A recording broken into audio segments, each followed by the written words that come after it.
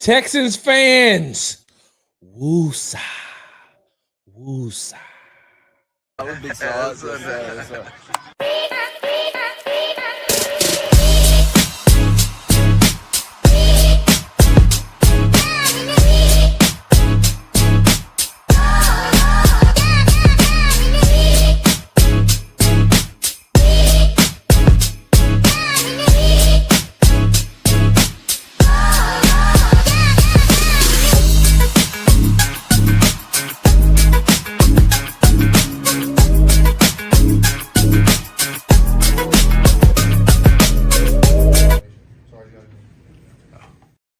Hey, what's going on, y'all?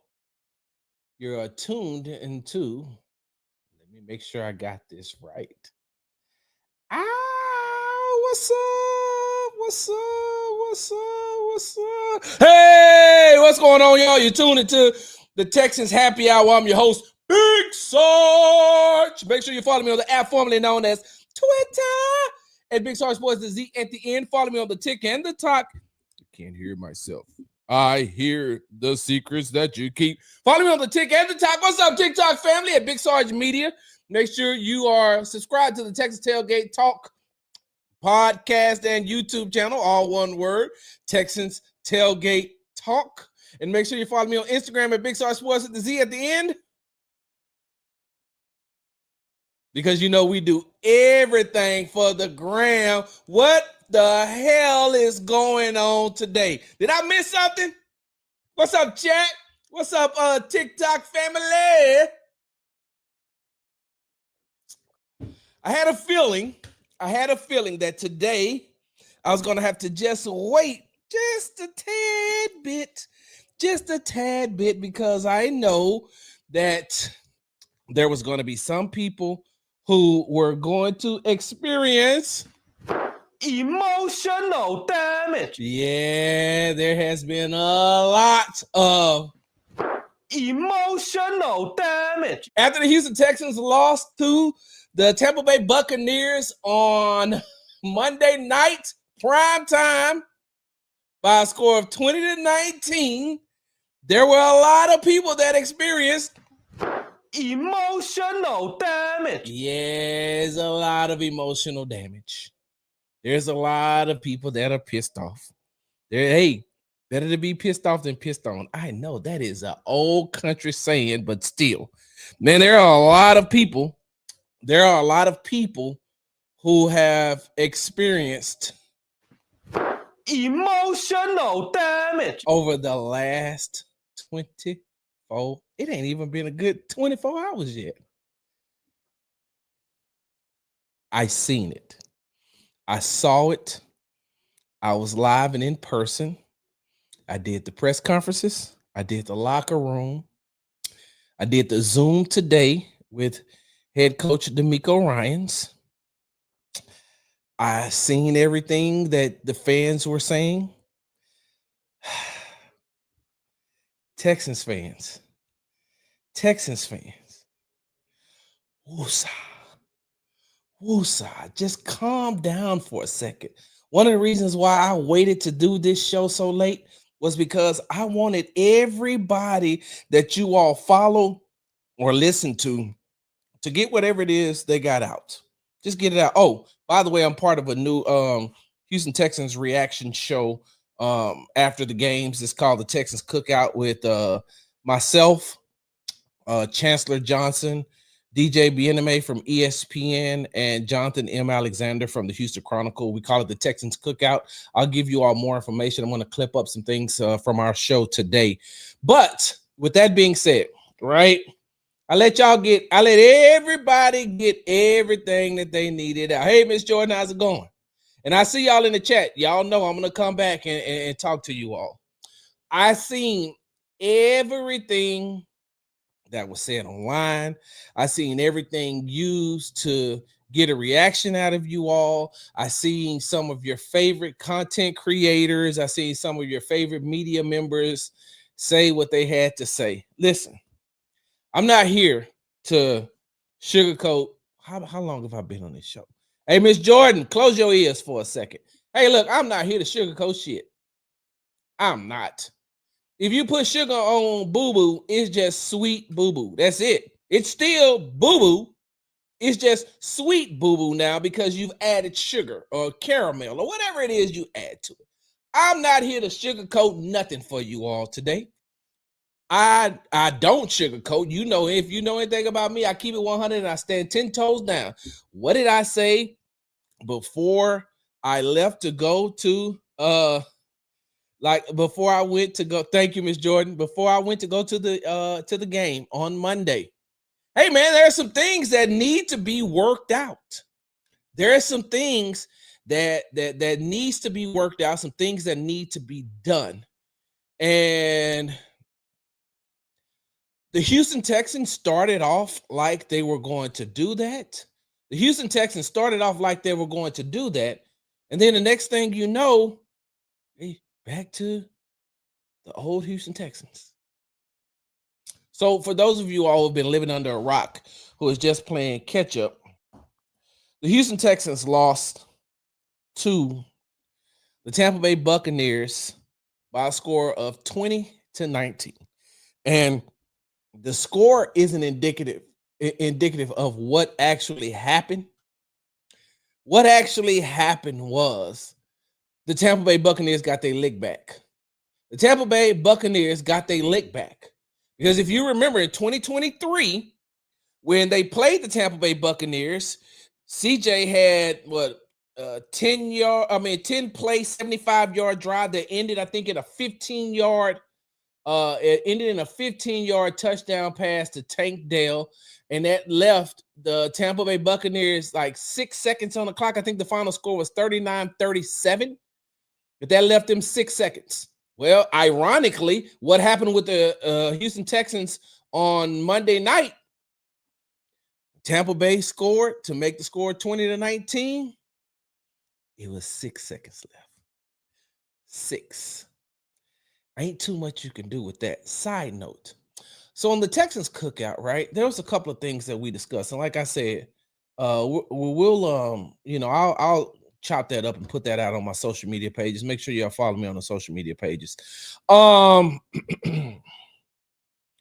of the questions that was asked was, do you think that D'Amico should have called timeouts when Tampa Bay got close? Yes, I do believe that they should have called timeout because for no other reason, I want to give CJ another chance to get on the field to try to do what he needs to do. I want to give CJ another opportunity to get on the field. And hey, no matter what has transpired throughout the game, I want CJ to be on the field. And you never know. I mean, you throw the ball down the field and get a pass interference.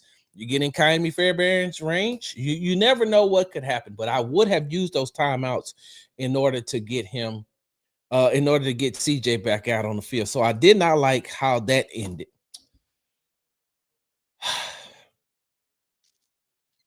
What year was this? Chat, help me out. Chat, help me out. What year was it that the Texans were playing the Cleveland Browns and Nick Chubb, when he was with the Browns, broke through the line and got like right near the goal line and then went down? Because at 9:16 p.m., I put in the group chat that has DJ, Chance, Jonathan, and even Cody M. Davis, I replayed the touchdown run, and I said, is it just me, or does it look like they let him score? Like, I have that. 9:16 p.m., I said, this was right before the press conference started, and that's why Jonathan Alexander asked Coach that question. But it just looked like, and DJ tell me I'm wrong. DJ said, why would they do that? They still had 3 timeouts plus a 2-minute warning. They could have. I'm saying to myself, after watching that entire game, that one play, thank you, Brian Williams, 2020, week 10, the Browns won 10-7. When he broke through that line, I said, this isn't the maximum effort. And then DJ said, well, no, I mean, if they weren't giving a maximum effort, why would they be running 17 miles per hour to try to chase him down or whatever the case may be? Cool. I don't care how many miles. They could have been running 55 miles per hour. It did not look like they were giving a wholehearted effort to stop him. The Browns had been stopping the Texans' run game the entire night. And now all of a sudden, Nick Chubb just breaks one open like that. The end of the game. At the end of the game is where they have their slip up. It just seemed weird to me. It just seemed funny. Now, if that would have been Woody Marks, I would have understood. I'd have said, no, Woody made this happen. I don't know if I'm ready to believe that that's just Nick Chubb. And don't get me wrong, I think that Nick Chubb is still a very serviceable back. Is it me? Or does something look funny in the light? It don't look funny in the light to y'all? It don't look funny in the light to y'all that they scored on that. Y'all know.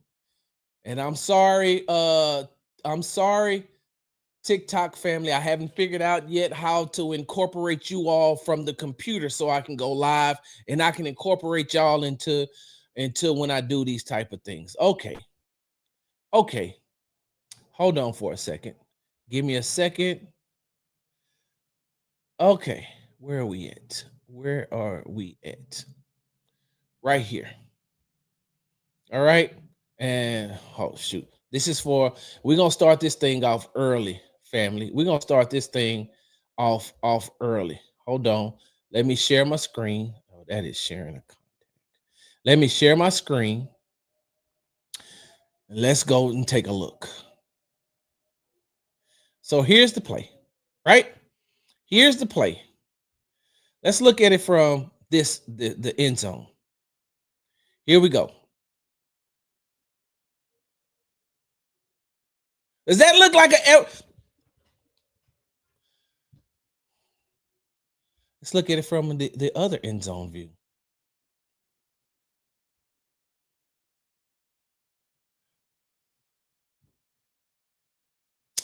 Okay, let's look at it from the sideline view.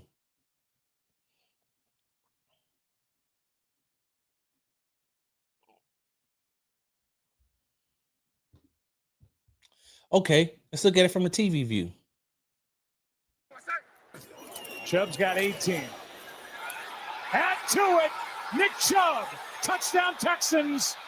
They're on. Let's look at it from the end zone one view.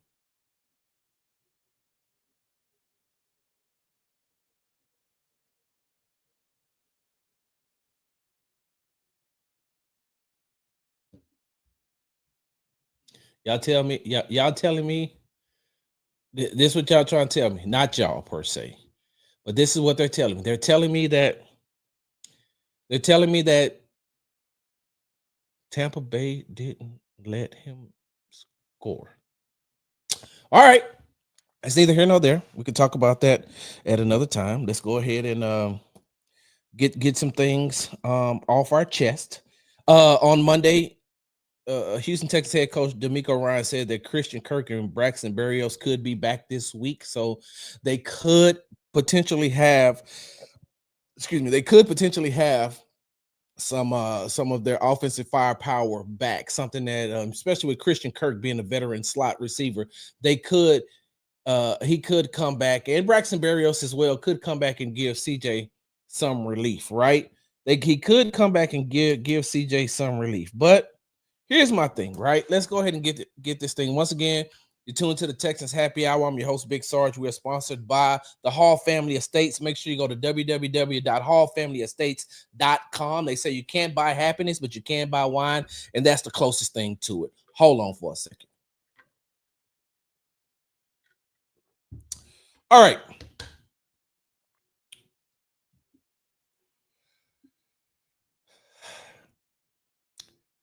I was about to lie to y'all. I was about to lie to y'all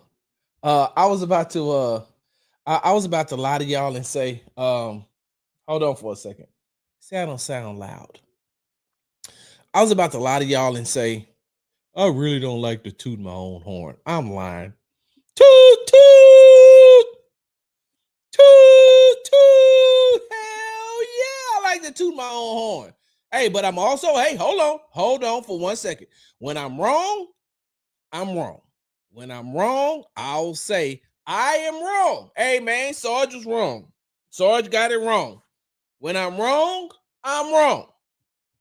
But when I'm right, damn it, get out of my way, because I'm going to let you all know when I am right. And I was right in saying, hey, the offensive line of right tackle Titus Howard, right guard Ed Ingram, center at the time it was Jake Andrews, but now since he got hurt, but center Jake Andrews at the time, left tackle Laken Tomlinson, and left guard Laken Tomlinson and left tackle Ariante Ursery is the offensive line that helps protect CJ. Like, I told you all this. I told you, hey man, I watched this with my own eyes. Listen, I know for some of you all, I don't have the platform for you. I don't have the big platform for you. So you tend to be like, man, nobody want to listen to Sarge. Yeah, you can kiss my ass on that one. But I don't give a damn what platform I'm on. I know that, one, I know what I see with my own eyes. Two, I know the game. Three, I know what the hell I'm talking about. Four, if I'm wrong, I will say I'm wrong. But damn it, I was right. And I told you all when I was in West Virginia that this is the lineup that has helped CJ, get to the point to where he can actually run and execute plays. CJ had 50, he had under 2.5 seconds. It was 50% of his attempts. He was 6 of 12 for 84 yards. Over 2.5 seconds, 50%, 7 of 12 for 123 yards. For 123 yards and a touchdown. Told you all, this is the lineup. This is the lineup that this is the offensive lineup that helps him out a whole lot. Now, hold on. With that being said, though, they're going to have to do something about Laken Tomlinson. I get it. I understand. Something's going to have to give. Something is going to have to give. That interior part of that Texans offensive line, and I know I just said that's the best. And hey, y'all know how the song go. I did my best, but I guess my best wasn't good enough, because here we are back where we were before. So that's the best. That's the best that they could do, right? That's the best that they could do with that lineup. But you're going to have to find some way to get better. And what I mean by better is true. They still got beat by some stunts. They still got beat by some delayed blitzes, but it wasn't as bad. But some of the job that Laken Tomlinson did, I'm saying to myself, bro, you've got to be better. You've got to. Because at this point, that's all CJ has. That's all CJ has. Now, with that also being said, CJ had a lot of time to pass the ball. CJ had a lot of time. The problem that I'm seeing when I'm looking at CJ Stroud, is he is shell-shocked. He's shell-shocked. In a minute, I'm going to show you a couple of plays, because remember I said on X that there's a secret weapon that the Houston Texans have that they can exploit if they can if they can scheme it the right way. If Nick Caley can scheme it the right way. And side note, Jesus Christ of Nazareth. Okay. After 2 weeks, let me tell you where the Houston Texans rank as far as offense is concerned. They're 28th. Now, this is out of 32 teams, y'all. This is out of 32 teams. They're 28th in total yards at 265.5 yards per game. They're 28th in passing yards. They're only averaging 166 yards per game. They're last in scoring at 14 points. And they're 20th in run yards at 99 yards a game. So they almost average 100 yards a game, but they're number 20. All right. Once again, I understand. But there's something that D'Amico Ryan said. There's something that D'Amico Ryan said in training camp 2 years in a row. 2 years in a row, he said this. He said, hey, when we get these rookies in here, they have to be ready to hit the ground running. We didn't draft them to let them sit around and develop. Hold on.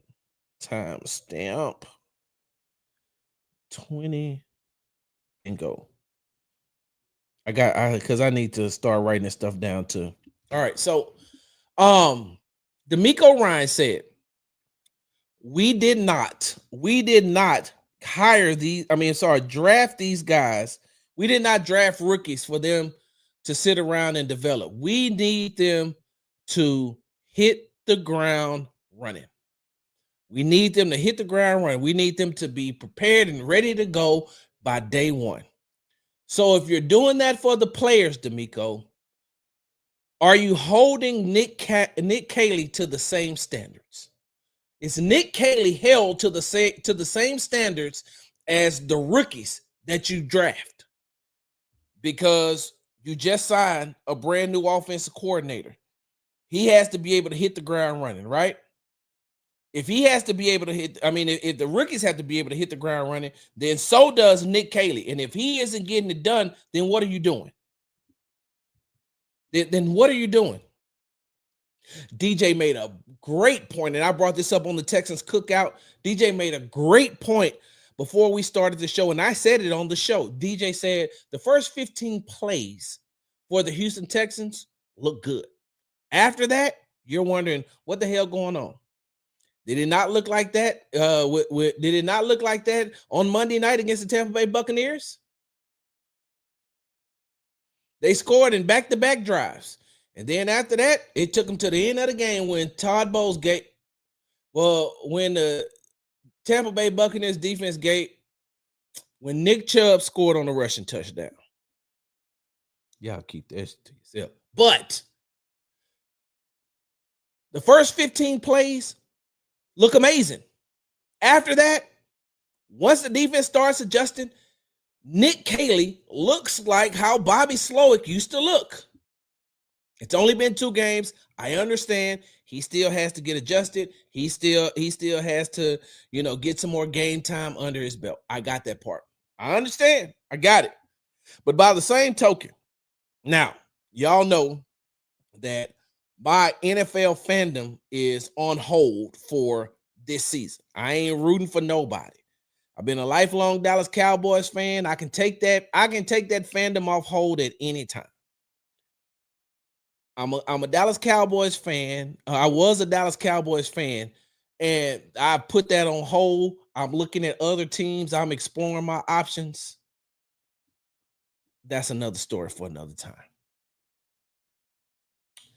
You know who Nick Caley looks like to me? Nick Caley looks exactly like Kellen Moore used to look when he was the offensive coordinator for the Dallas Cowboys. Kellen Moore, who is now the head coach of the New Orleans Saints, when he was the offensive coordinator for the Dallas Cowboys, his first 15 plays looked amazing. After that, get it how you live.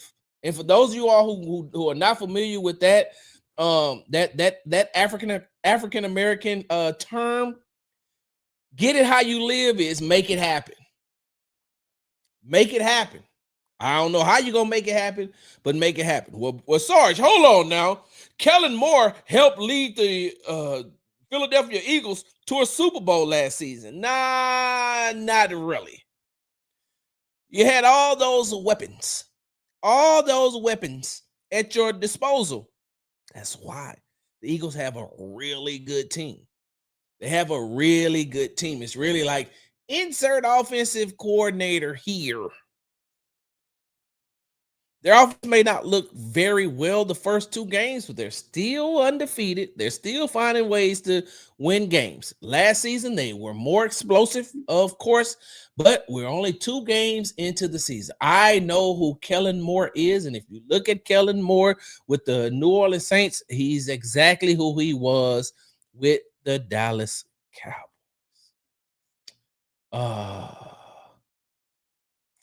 Hold on for a second, y'all. I've got to pause this because this is a great question. Y'all give me 1 second. We'll get back to the show, but I have to answer this because y'all know I love to look into the chat and sometimes pull out some things that are being said. He said, Zay says, and welcome to the show, Zay. No disrespect, but as a football fan and a man, do you think we should only go through life with one team? No. No, no, no. Unless you are employed by said team, unless said team has helped you in some way. Other than that, your loyalty doesn't belong to just one team. Your loyalty doesn't have to only belong to the hometown team. Like, no. If you want to switch teams, switch teams. Now, if you're switching teams and every team that you switch to is always the ones who keep winning, then when they start losing, you switch and jump to another team. Now your fandom has to be brought into question. But if you were, I don't know, if you were a Jets fan and you're just tired of what the Jets are doing, if you're tired of what the Jets are doing, then just say, I don't want to be a Jets fan no more. They're horrible. They're trash. They suck. And I'm not saying that about the Jets. I don't watch the Jets enough to do that. And I'm actually rooting for H-Town's own Aaron Glenn. I'm rooting for Aaron Glenn to be successful in New York. I don't watch them like that, so I'm not taking a shot. I just pulled them, out of the air. But if you don't want to be a Jets fan no more, don't be a Jets fan. If you don't want to be a Packers fan anymore, don't be a Packers fan. Don't be a Chargers fan. Like, be whoever you feel like you can be loyal to. Now, if you keep switching every 2 or 3 years, then I'm going to call you Captain America. Oh, some of y'all don't know what Captain America means. I had a friend that when I was in the Army, well, a battle buddy is what we call him in the Army. I used to call him Captain America because everywhere everybody else was from, he was from too.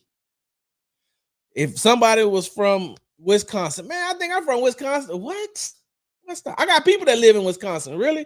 Yeah, man, I'm from North Carolina. Man, I got people that live in North Carolina too, man. It's like Captain America. Are you from everywhere? Like, you got people everywhere? Everywhere you got people. So don't be Captain America when it comes to your fandom. All right. I'm shocked at Sarge answer. Why, Senor Boble? Why is that? All right, so getting back to what we were talking about with the Houston Texans, I will say this. CJ Stroud is shell-shocked. For those lifelong Texans fans who has been a Texans fan since 2002, you all will know when I say this name, who you do not want CJ to end up like. David Carr. David Carr took 76 sacks? Was it 70 something sacks in one season? And then after that, he became shell-shocked. He never looked good standing in the pocket.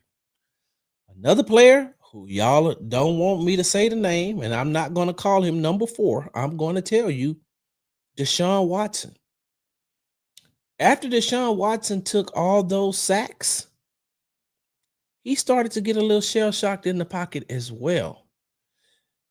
Because for as good as these quarterbacks are, none of them likes to get hit like that.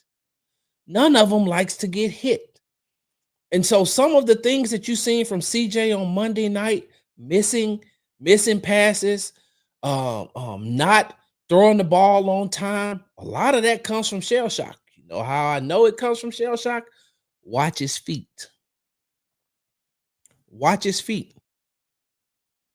Sometimes CJ drop back and he's chopping. You know who else used to chop like that? Davis Mills. When your feet get to chopping like that and you're not getting set. Now, don't get me wrong. There was some passes. CJ set in the pocket, set his feet, looked amazing. Some of it did not.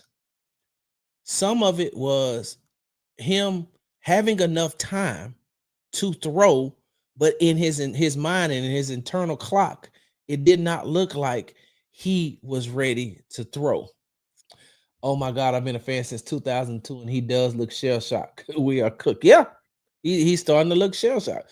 He's starting to look like Caleb Williams last year. Hey, ironically, Nelly is nice, and that's on TikTok. Ironically, CJ was the second most sacked quarterback in the NFL last season. With 52 sacks, he took 52 sacks. You know who was first with 68? That guy. Caleb Williams, who also looks shell-shocked in the pocket.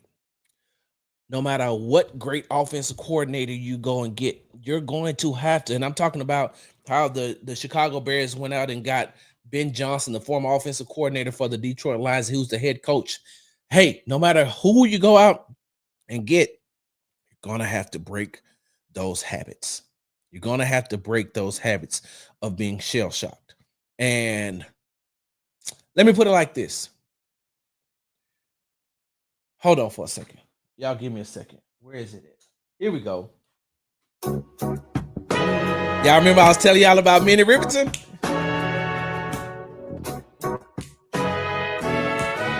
Hey! Here we go, y'all. Sing it with me. You know the words. If you don't, still sing it. I stumbled across the photograph. It kind of made me laugh. It took me way back down memory lane. Let me take you back down memory lane real quick. Do you remember when the Houston Texans made the change to put Titus Howard at left guard next to Laramie Tunsil last year and started Blake Fisher at the right tackle, and Shaq Mason was at the right guard until he got hurt, and then they put in Juice Scruggs? But do you remember when they moved Titus to left guard, what happened? The first one or two games, CJ was shell-shocked until he realized he had enough time to throw the ball. Until he realized that, okay, maybe I do have just a little bit more time. And the problem was last season, especially towards the end of the last season, the offensive coordinator wasn't on the same page as CJ. CJ wasn't on the same page as the offensive line. The offensive line wasn't on the same page with CJ. CJ wasn't on the same page with the one wide receiver and these other wide receivers that he really ain't played with, but he's practiced with. He's trying to get them involved. Injuries decimated that team. Of course, we got it. You can't use the excuse. You would like to use the excuse. I feel like if Joe Mixon was there, things would look just a tad bit different, because Joe Mixon is a very good running back. He made the Pro Bowl. He was selected. He wasn't added as an alternate. He was selected to the Pro Bowl. He did not have a bad season last year. So what Joe Mixon did last season was he cleared some of the ailments that they had. He cleared some of the ailments that they had. But if you go back and you look, you'll see that not a tad, it would be a big difference with Joe. Okay, thanks, Nelly is nice. He said not a tad, but it'll be a big difference with Joe. I believe that as well. But when CJ realized that he had more time, then he started to look more comfortable in the pocket. Then we started to see a little bit of that 2023 CJ Stroud. I feel the exact same way. Right now when it comes to CJ Stroud. He's shell-shocked. And you have to remember, see, a lot of you people don't take into account. I'm talking about a lot of these Texans fans who want to take a dump on CJ. And like I said, I'm not saying I'm about to show you in just a second some plays where it was CJ's fault. CJ is not without blame for Monday's game. He has to take his lumps as well. He has to take accountability, which he did, but he has to take accountability too. So I'm not giving CJ a pass, but I just factor in everything. What do I tell you all the time? I don't just look at the selfie. I look at the panoramic view. And so you got a quarterback coming out of college who ain't took a lot of hits, who hasn't taken a lot of sacks, who had a lot of time in the pocket to be able to dissect. Not only that, with some of the best wide receivers in the nation that are playing in the NFL right now. And so you bring him in 2023, he doesn't take a lot of sacks. He takes some hits, he takes some sacks. But in 2024, he getting hit. And although everything isn't always about being sacked, he's getting hit. He's getting pressure. He's getting, there's too many people around his feet. And so now this is something he has never experienced before, or hasn't had to experience probably since high school. So now it's like, okay, so what's going on? And they move very, very fast in the NFL. So it's all this chaos coming at him, and he's still trying to dissect things. But after you've been hit, and then you get hit, and then you get hit, and then you don't have time to do what you need to do. Next thing you know, you're looking up, and you got a shell-shock quarterback in year 3. Y'all give me 1 second. I know my wife texts me. I knew she did. Hold on. I got to hit her back so I know that I'm okay and she's okay. There we go. So CJ is still shell-shocked. One of the reasons why I know CJ is still shell-shocked is because he had time on Monday night to make some plays, and he didn't. He had time to make some plays, and he didn't. There was some very, very, very bad throws by CJ. There was some very, very, very late throws, which brings me to 2 points. One, side note, the very first one, y'all got to get Nico the ball. I don't give a damn if you got to force feed it to him. I don't care. Hey, run the patented. Hey, if you're a real Texans fan, you know what play I'm about to say. What is the one staple of a Houston Texans offense? Like, what is the one play that identifies as, hey, this is the Houston Texans play and the Houston Texans play alone? There's one play. It's one play that look, I've been covering the team since 2017. I've seen that one play over and over and over again. You goddamn right, Tay. Screen it. Screen. If that's the way to get Nico going, then run a wide receiver screen. I hate that play. I think Nico is too big to be running that play.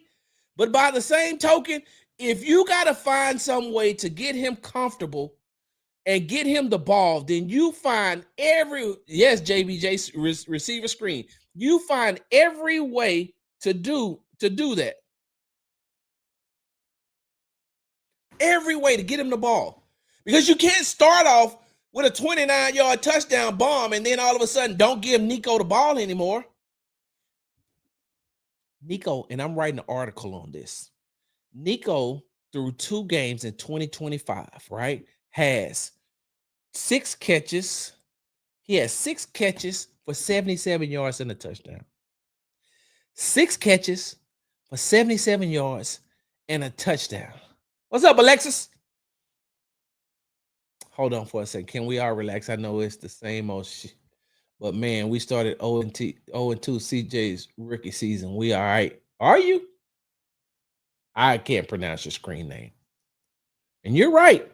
The Houston Texans did start. There's only been 5 teams that started out 0-2 and made the playoffs, and the Houston Texans were one of them in 2023. Mind you, now I didn't say that CJ or the Houston Texans weren't capable of making the playoffs. The title of this show is Texas fans woosah. Calm down, pump your brakes. I didn't say that, but through 2 games, Nico Collins has 6 catches for 77 yards. He caught 3 catches in week 1, 3 catches in week 2. Now he was targeted 10 times. It's another story for another time. Let me take a drink. That may be a show for another time. Now, you know what Nico was through 2 games in 2024? There you go. Hey, did you get my text? Did you get my text? Okay. Hello. The chat says hi. They didn't, but they will once it catches up. That was my wife coming in from work. So last season, through 2 games, Nico had 14 catches for 252 yards and 1 touchdown. Let me say that again. Through 2 games in 2025, Nico Collins has 6 catches for 77 yards and 1 touchdown. Through 2 games in 2024, Nico Collins had 14 catches for 252 yards and 1 touchdown. Against the Colts to open up the season last year, he had 6 receptions for 117 yards. Against the Bears, he had 8 receptions for 135 yards and 1 touchdown. He had more receptions in 1 game last season that he's had combined in the first 2 games of the season.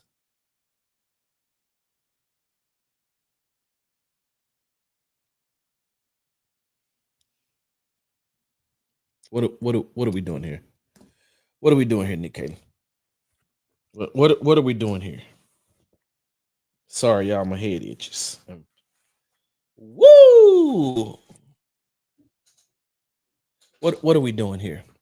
Because once again, the Houston Texans offensive coordinator, just like Bobby Slowick did for over 2 years, is causing you what? Emotional damage. Emotional damage. I had to say that twice. So while CJ is still shell-shocked, and why they can't get Nico Collins the ball, there's one offensive weapon that I do believe that the Houston Texans can actually use, that they need to use, that a lot of these teams aren't scheming for. And we'll talk about that right after the break. Hi, Laura Williams coming to you here from Easy Honda. Just want to remind you that this is my new home, and here at Easy Honda, we are here to take care of all your vehicle needs. From new vehicles to pre-owned vehicles, we've got what you are looking for. And if you're a business and you're looking for vehicles, we've got a great selection here at our dealership. For any information on getting your next vehicle here at Easy Honda, you can reach me at 281-224-3666. Remember to ask for Laura Williams. We make it easy here at Easy Honda. Hey, welcome back. You're tuned to the Texans Happy Hour, sponsored by the Hall Family Estates. Make sure you go to www.hallfamilyestates.com. They said you can't buy happiness, but you can buy wine, and that is the closest thing to it. All right, before I went to the break, we were talking about CJ Stroud being shell-shocked. We were talking about the offense needs to get on track. We was talking about how Nico Collins hasn't had the offensive outbreak that he had in 2024 to start off the 2025 season. And then I said, there is a secret weapon that I feel like the Houston Texans can use. I feel like that they can use him. But him and CJ have to get on the same page, one. And him and CJ have to get on the same page, one. And Nick Caley has to scheme for him and has to make sure that he is in the plays. That y'all give me a second. What are we looking at? All right. So go to the fourth quarter. Boop boop ba-doo. Boop boop. Fourth quarter. Here we go. And for those of you all who don't know who I'm talking about wide receiver Xavier Hutchinson. They need to get Xavier Hutchinson more plays if you're going to have him in the game. Also, side note, hey, look, I don't ever want to see Justin Watson playing more than, and I think he only played 3 more snaps, if I'm not mistaken, than Jaden Higgins. But it's time. Hey, look, you can't keep the plastic on him forever. Hey, look, Jaden Higgins is not one of them old school couches that your grandmama, your big mama used to have back in the day. The one that sat in the living room where it was the love seat, the couch, and the chair, and everything was wrapped in plastic, and you couldn't sit on it because that's the good furniture. And I used to say to myself, first of all, I don't want to sit on this hot-ass furniture anyway because it's hot. Texas is hot. And if I sit on the plastic, I can't get up. And if I do, it sounds like Velcro. Big mama, I won't sit on your couch because this couch is going to take take skin off the back of my thighs. So I'm good. But why the hell do you still have plastic on? Why? Why we still got this plastic on this furniture? Take the plastic off. Hey, Nick Caley, take the plastic off of Jaden Higgins. I don't know what you need to see. I don't know what's keeping him out of playing the bulk of these plays. I don't know if it's a practice thing. I don't know. But put him in the game and let him figure that shit out. Justin Watson is playing because he played with Patrick Mahomes. What are we doing here? I digress. Let me share this screen. TikTok family, you're just going to have to listen to me. Listen to me and walk with me through it. Visualize it. Visualize what I'm about to show. Because I ain't figured it out yet, but I am. But hold on. TikTok family, y'all can't get mad. Because what did y'all get last night? What did y'all get post-game? Y'all know what y'all got post-game. You know what you got post-game. All right. So, here we go. This is 1st and 10 from the Tampa Bay 35. This is in the fourth quarter with 6 minutes and 16 seconds left. I want to show you all something. Oh, come on now. You can't do this to me. Hold on. Let me see.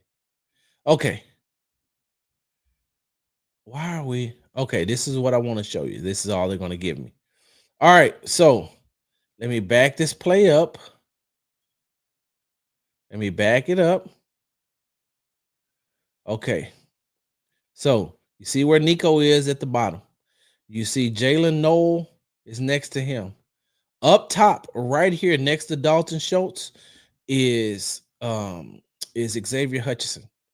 I want you to watch how CJ misses him, but I also want you to see the route that he runs and when he comes open.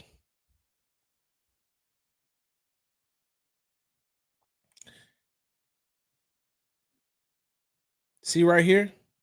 Even though CJ is looking to his left, okay, of course, you're going to look to see what your first read is probably Nico. I don't think your second read, but this ain't my play.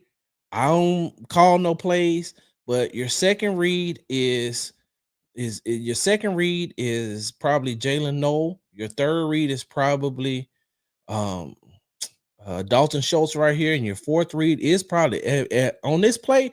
I'm 9 times out of 10. I'm pretty sure that Xavier Hutchinson is the last read on this play. But when they go back and they watch it, because I'm going to show you another play where the exact same thing happens. Now watch. See when he breaks open? By this time, when he breaks open, now CJ has turned and looked at him. The ball should be let go. I've never played quarterback. I've never played quarterback in the NFL. I can't tell CJ when it let go. But if I'm playing Madden, the ball is gone. The ball is gone. And look what CJ does. CJ throws it behind him. Now let's look at this end zone view. CJ has the time. What I tell y'all about the choppy feet?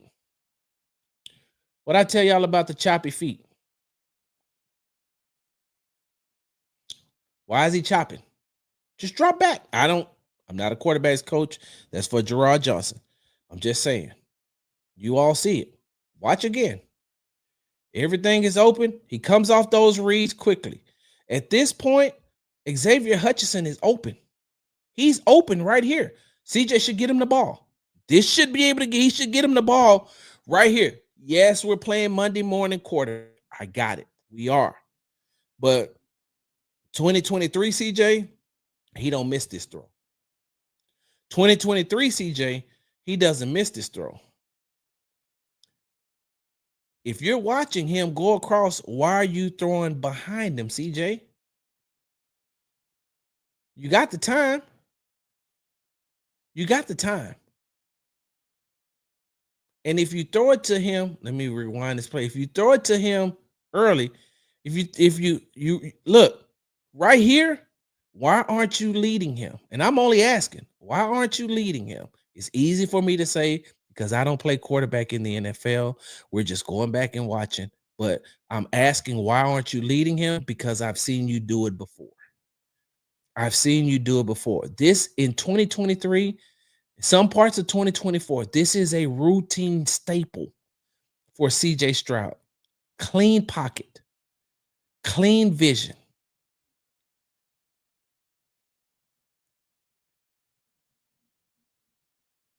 He throws it behind him. All right, hold on.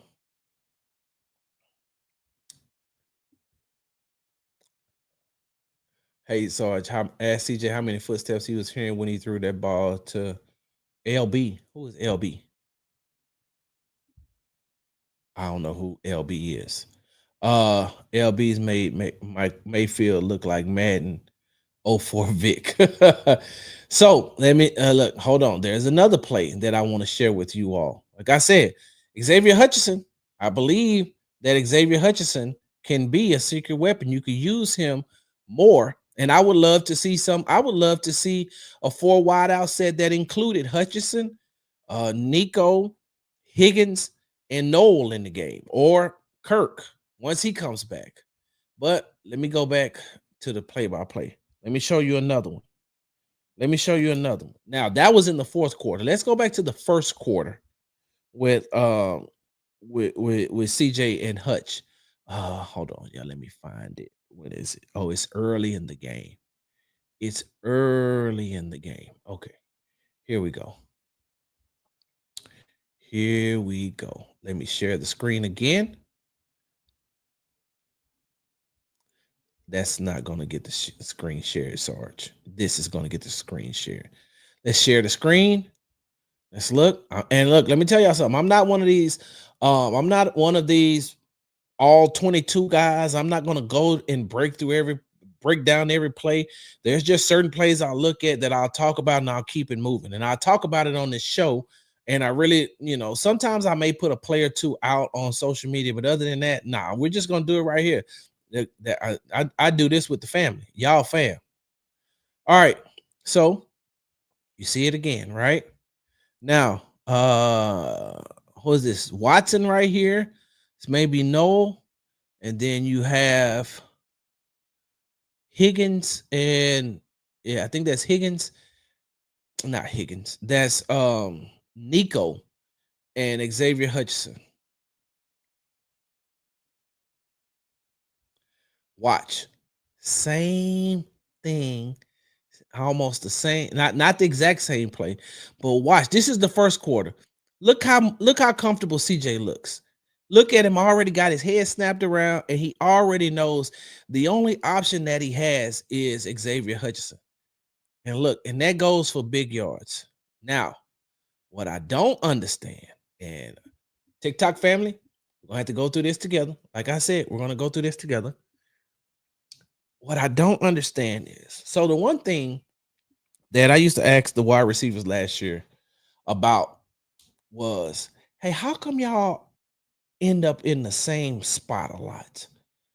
How come y'all always like end up, not always, but how come on a lot of plays y'all end up in the same spot?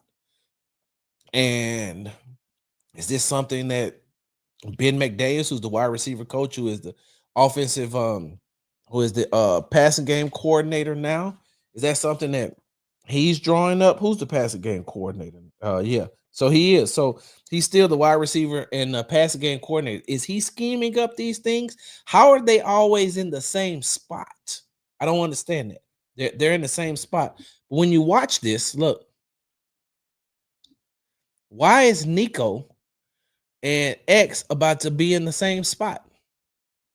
It's neither here nor there. It's not what I wanted to show you. What I wanted to show you was this. Watch how CJ sets his feet. He has the time. It's a quick throw. Get the ball out of his hands. See that? What did you notice? No chopping of the feet. PS3, hey, look, I promise you with everything I love that I'm going, and then talk to my TikTok family, I'm going to try to find a way that I could do this. I don't know how to do this yet when I'm live to show you all these things, but I want to incorporate you all into the show, and I'm going to find a way to do it. That's one of the reasons why I go and give you all a post-game show. I gave you a post-game show in LA. I gave you a post-game show last night after the Bucks and Texans game, because you all don't get everything like this. So I try to make sure, are you on? No, what is Discord? Hold on, let me write that down. Somebody got to help me do that. What is Discord? I'm gonna look it up. I'm gonna look it up, PS3. Hey, if you could drop me something in the inbox to tell me what I need to do in order to get this done, I damn sure will do it for you all. I promise you. But I want you to look at something. Look at how CJ sets his feet. Look how he gets the ball out, and look how he leads the wide receiver. Let's look at it from another way right here. That's a smooth, clean play. That is a smooth, clean play. Now, I got one more that I want to show you. We looked at the fourth quarter. We looked at the first quarter. We seen the differences. Now I'm going to take you to one more play, and then we're going to talk more about this. Second quarter, 9 minutes and 21 seconds in the game. Here we go. This is another play that I don't understand what was going on with CJ. This is a question I probably will this is a question I'm gonna probably get a chance to ask him throughout the week about some of these things, because listen, if I'm looking at this, I know he's looking at this as well. So here we go. You got Xavier Hutchinson and I think that's Jalen Noel. I only know where Jalen Noel is because he got on red shoes. But here is Xavier Hutchinson right here. Now, this is going to be a completed play. What I want you to see is this. Okay, maybe. Hold on. Okay, no. So maybe that's Higgins up there. Shoot, I got to go back and look. So now I'm seeing, okay, so maybe this is Hutch in the slot. Okay. Now watch. Now this is a completed play. This was a big gain. But watch. Look when he breaks open. If CJ hits him right there, he has all of this room to work with. If he hits him right here, all of this room, everybody else is covered. This is actually a well-designed play by Nick Haley. All that room. But CJ waits, And then he hits him right here. And the only thing that he has is that. Now let's go ahead and look at it from the end zone view. CJ has the time. If you can look right here, I wish I could show you. If you can look right here, Hutch is already open, but CJ is looking to the left. I don't know what his read is. I don't know what the play calls for. Now, when he comes back, he still has time to get him the ball. Watch. There's Hutch. CJ got his head turned right now, right? He's still looking. But at this point, let's go back to the sideline view. At this point, nobody is still open, right? Everybody down here is covered. Here's a man here. Here's a man here. I guess that's Watson down there, and this is Nico. Still covered. Now, I don't know why CJ didn't. Let's look at this. If he turns his head right now, and I don't know what he was waiting on, but if he turns his head right now, and now look, he even turns, he's still open right here. And I don't know why CJ didn't get him the ball. I don't. So, with that being said, this is why I tell you I'm not going to give CJ a full pass because some of the things that happened was on him. Those were just on the Hutch plays. I didn't show you the play where he threw the ball at Dalton Schultz's feet. I didn't show you the play where he missed Nico Collins when he was open. The red zone play, the goal line that they had, the 3 plays that they had to punch it in. I feel like they should have ran the ball, but at least twice. Or if you're gonna do that, get CJ. You can't just roll him out with only one option. You can't roll him out with only one option. You got to give him another option. I felt like, you remember that play? Y'all remember the play? Hold on. Now I got to go back and show it to you. One more again. Say, whoop, there it is. Hold on. There is a play that I am looking for. Y'all give me a second, because we're going to get back to it, because I know y'all want to talk about the what you call it. Y'all want to talk about the defense. We're going to talk about the defense in just a second. Where is it? Whoa, there it is. Nope. Whoa, there it is. Y'all give me a second. I didn't have this written down, and I just thought about it. Oh, man, it was on second down. That I do remember. Where is it? What quarter was that? Where it was like 2nd and 1. And CJ hit. Oh, okay. Let me just look at it this way. Y'all give me a second. Give me 1 second. Nope, it wasn't that play. It was a 2nd and 1, I think. And I don't have my notes here with me. Let's see. Nope. Hey, when did I know when to look at it? Hold on. I'm trying to see what. I hate this. I hate this. I hate that I'm doing this because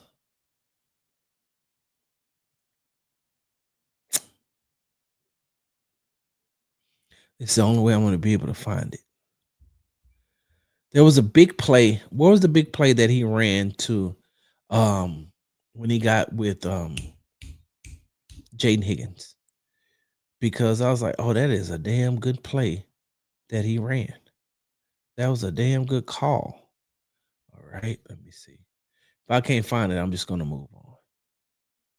But I know it was a 2nd down, and it was a 2nd and 1. That's not it. is it in the third quarter? Let me see. Second and 6.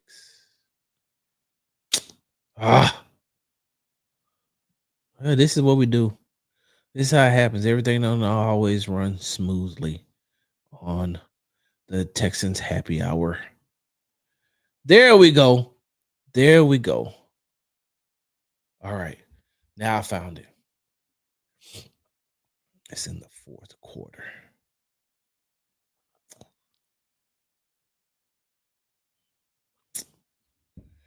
Okay. Fourth quarter. That was nice to Schultz. I just found it. How much time was left? I just seen it. This is the fourth quarter. Come on, Sarge. How you find it and then you lose it? There we go. All right. It was a 2nd and 1 from the Houston 49. That's why I couldn't find it. Oh, shoot. Dang, I lost my people. All right, hold on. That's why I could not find it. Okay. There we go. Got it. Got it. I got it. I got it. I got it. I got it. I got it. I got it. I got it. Got it. Got it. David is low key behind you if you want to let me know. All right. So I'm going to share the screen. Here we go. All right. On the 4th down play, I was wondering, hey, why didn't you get creative like you did here on 2nd and 1? This, hey, I'm not going to even lie. This play right here is by far one of the best plays I've seen the Houston Texans run the entire night. This is the best play that they've run in 2025. And I know it's only been 2 weeks. I know that. But this is the best play that they have ran the whole time. Watch. And Higgins had to fight through traffic. Now, look, once he fights through the traffic, he's wide open. CJ hits him. And as a rookie, he's going to have to learn how to get through that traffic earlier. He's going to have to learn, but it was good enough for CJ to be able to roll out and hit him. And this is what he can do once he gets the ball in his hands. That was his only catch. So this is what I want to know. Why didn't you do something like this at the end zone? Why didn't you run some type of play like this at the end zone? I'm glad Titus didn't hit that guy because they would have been saying illegal man downfield or blocking downfield. You got to run something. You got to run something like that. You got to run something like that, or because I'm proficient in my Madden skills, or I was proficient in my Madden skills. Boom, boom, boom, boom, boom. But the 4th down play. This is the last play that I want to. No, I got to show you the Henry Toa play too. But this right here, 4th and 1 from the Tampa Bay goal line. Watch this. This is what I don't understand. Yes, CJ could have sneaked it or something. That's exactly what I thought too. All right, I'm sharing my screen now. I got a question, right? So you got everybody, you're overloading the left side, and then what do? You roll CJ out to the left side. Okay, got it. Dare, we're going to have a talk about Dare Ugabawale. We are. I hope they don't strip the C off his chest, but he going to have to play better. So you're rolling CJ out, right? Everybody is covered. I want to ask you all something. Hey, you see Harrison Bryant right here? And look, I'm going to be honest with you. Not only has Madden made me look for things like this, I'm going to tell you who would have ran the play that I'm about to say to perfection. The Kansas City Chiefs. The Kansas City Chiefs would have ran this play to perfection because I feel like Andy Reid would have done exactly what I'm about to say. I want you all to look right here, right? I want you all, let me back it up a little bit. Let me back it up. You got Jaden Higgins coming in motion. So you got your two big wide receivers on the left side, along with you got Harrison Bryant at the right here at the end of the line. You got Jaden Higgins right here. You got Nico Collins. You roll to Nico's side. You roll to Higgins' side, right?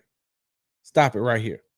Hey, you know what the Kansas City Chiefs love to do? They love to make this guy think that the tight end is blocking, and then they seep him right into here, into this open area. Patrick Mahomes loves to roll out, stop, and throw back to this guy right here. So, hindsight is 2020. I know. I'm just asking, could that have been an option? Look,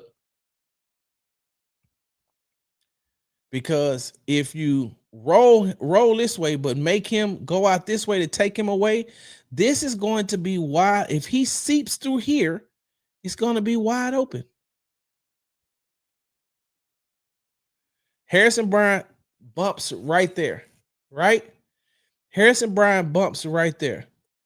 And then let's go of the block and just seeps and give CJ another target right here. You only giving him really two options, but if you could give him a third option right here, all right, let's look at it from another end zone view. Maybe you all can see it better. See what I'm saying? If he acts like he's blocking here and that CJ rolling, he finds his way into this area, then you're putting pressure on these guys who are not even worried about him. They're watching CJ. All he has to do is come back right here. That's just me. Y'all know,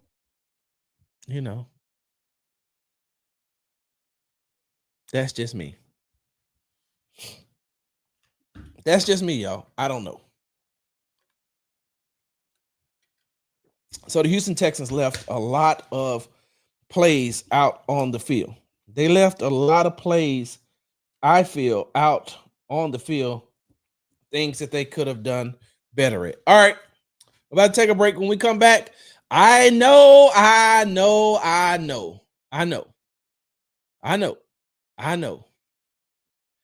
Y'all think that it was the defense's fault that the Houston Texans lost that game. Okay, not all of you all, but some of you all do.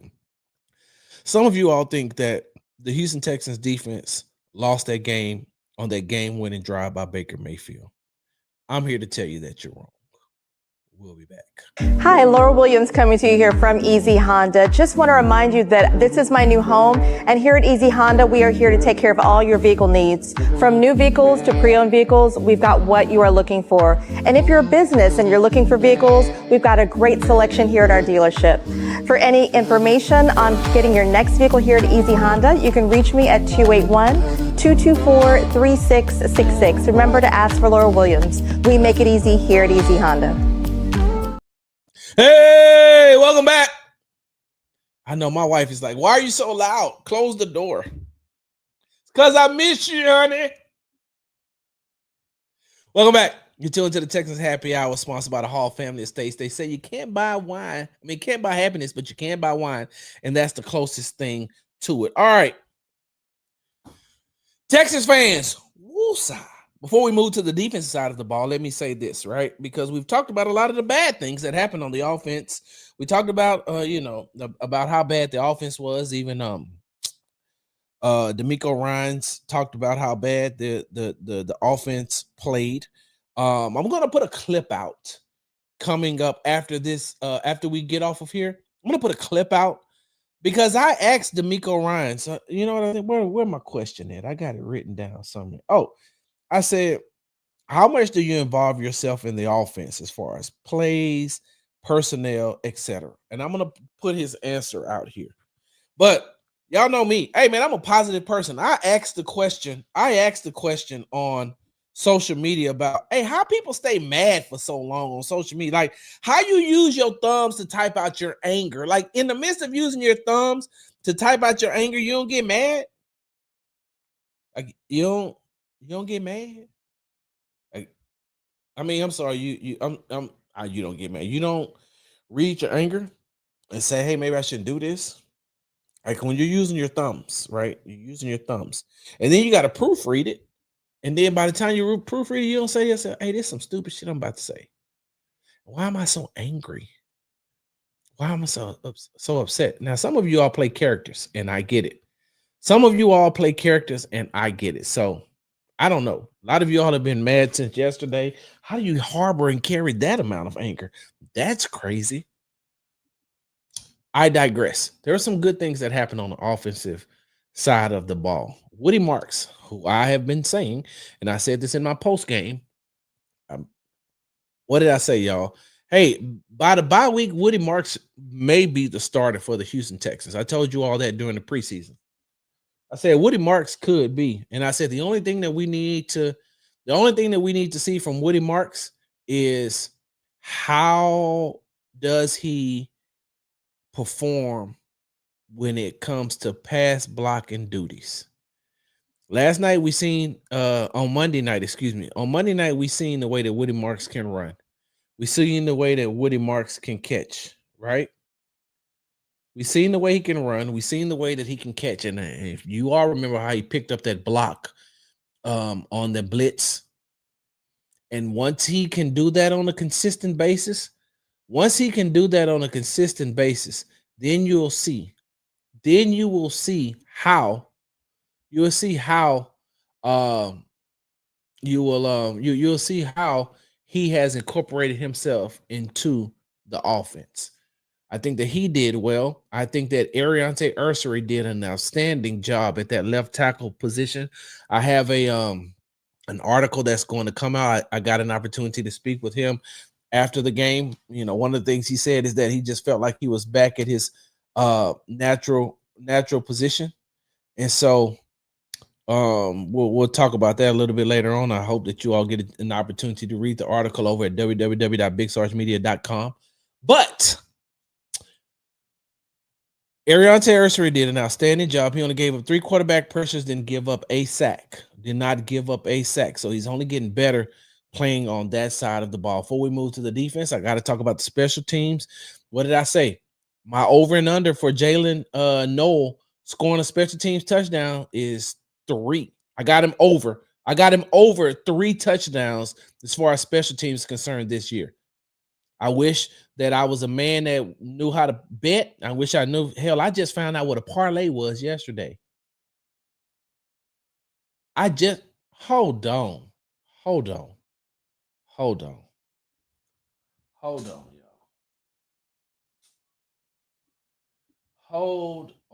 one second. So, I typed a text to a girl I used to see, saying that I chose this cutie pie with whom I want to be. 1 second. I apologize if this message gets you down. And then I CC'd every girl that I'd CC around town. And hate to see her frown, but I'd rather see her smiling. Wetness all around me, true, but I'm no island. Peninsula, maybe.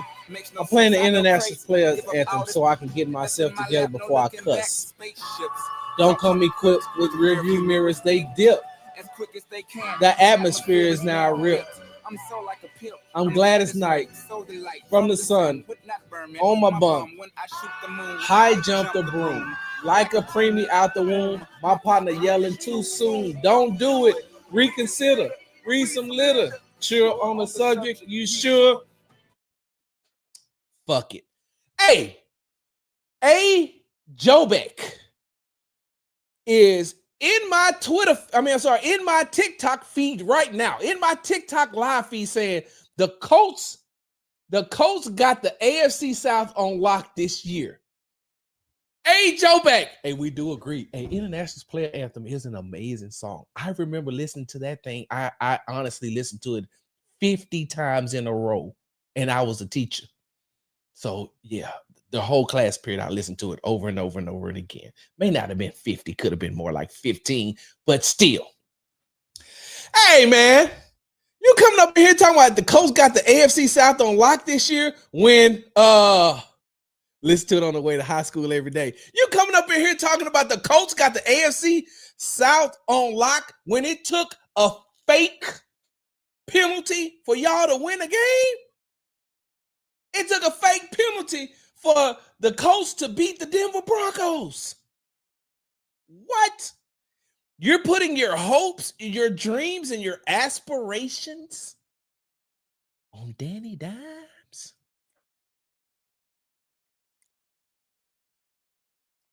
Are you serious right now? You got one time to play with me, the second time, you know how they go, right? You seen the TikToks. Is you cool? Is you cool? The Colts. For as bad as the Houston Texans offense has looked for 2 games in the 2025 season, ain't no way in hell, ain't no way in Hades, ain't no way that I'm about to say the Indianapolis Colts. You talking about the same? Hold on for a second. Chrissy. They play in Lucas Oil Field, right? Yeah. You're trying to tell me that Lucas Oil Field, a.k.a. the house that Nico Collins built. Bro, did you just not hear what I said that Nico did in the first game in 2024? 6 receptions, 117 yards. Okay, maybe that ain't good for you. If I'm not mistaken, help me out, chat. Help me out. Didn't Nico have like 195 yards receiving in a must-win game in week 18 in 2023? It was win or go home.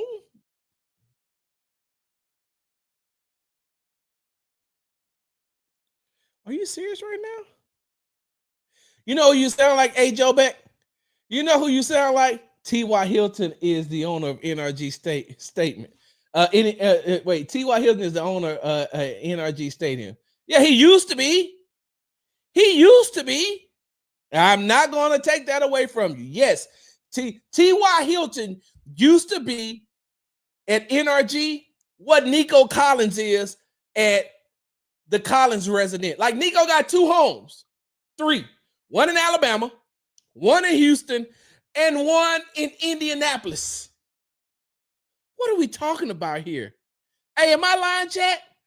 Didn't Nico have like 195 yards in that must-win game? Hold on, y'all. I got to close this door because I'm hollering too loud and I don't want to interrupt my wife. I think she's watching a WNBA game.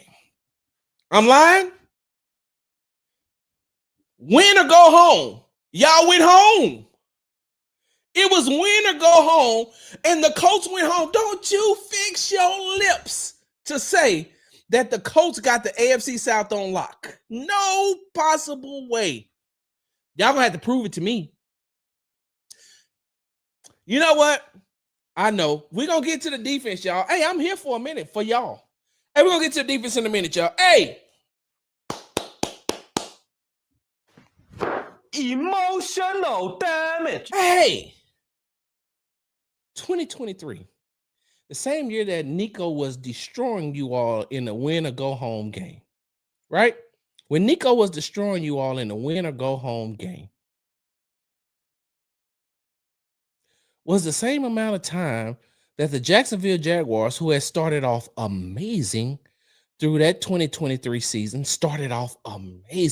was fighting for their lives.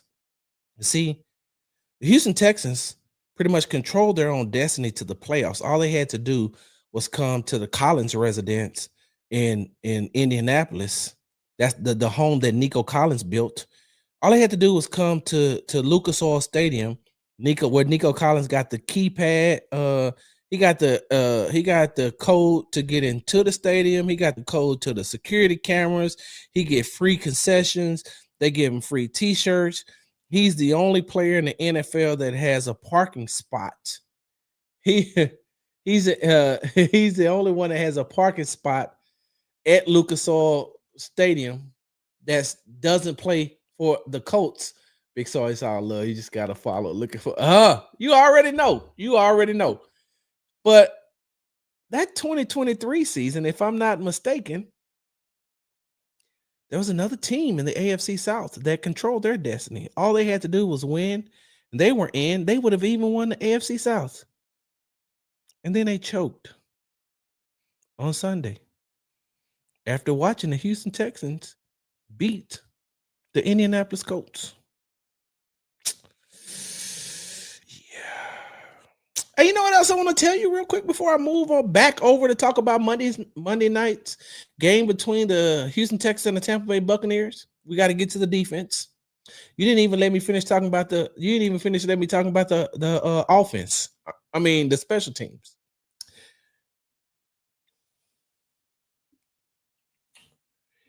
You know what's so funny? I take that back. Hey, Joe back. Hey, got some heat. hey, Joe back. Let me tell you this. You know what? Let me tell you this. I owe you a gift. Hit me up in the chat where I can find you at. I owe you a gift. Because in all actuality, I just thought about it.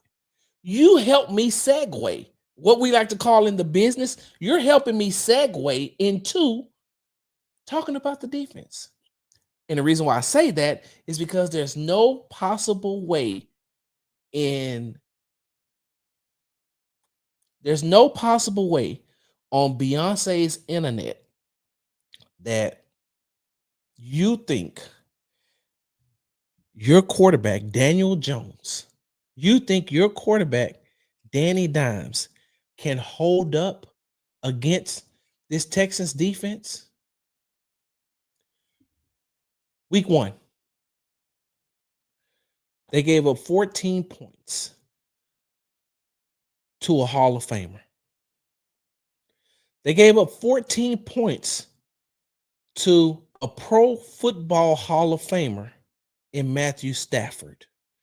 They gave up 14 points to a Pro Football Hall of Fame quarterback. They gave up 14 points to a Pro Football Hall of Fame wide receiver in Devontae Adams. 14. Week 2, they gave up 14 points all the way until it was 2 minutes left in the game.